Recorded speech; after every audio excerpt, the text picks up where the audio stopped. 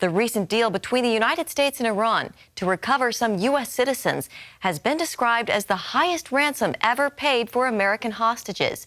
That's because Iran will get $6 billion in frozen assets and prisoners in exchange for 5 American detainees. CBN Middle East correspondent Julie Stahl brings us the story from Jerusalem. The U.S. State Department maintains those assets held in South Korea can only be used for humanitarian purposes, and Iran will still be held accountable for human rights abuses, funding terrorism, and destabilizing the region. Nothing about our overall approach to Iran has changed.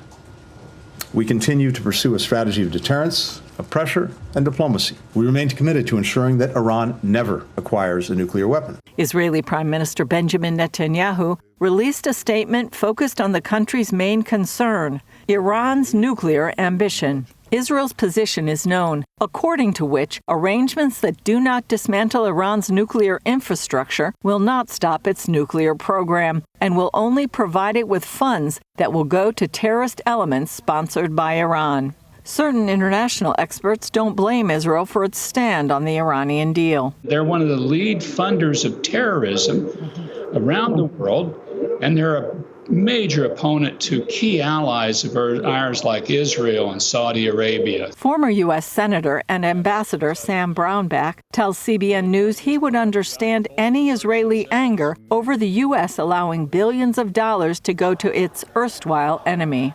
If I'm Israel, if I'm Saudi Arabia, I'm livid about this. And Israel's trying to limit Iran from getting a nuclear reactor and a nuclear weapon for obvious reasons, and this just helps fund those efforts. Richard Goldberg of the Foundation for the Defense of Democracies says the U.S. has clearly agreed to provide sanctions relief in return for almost nothing. Iran is not required to get rid of its enriched uranium stockpile. Iran is not required to dismantle a single centrifuge, shut down a single nuclear site.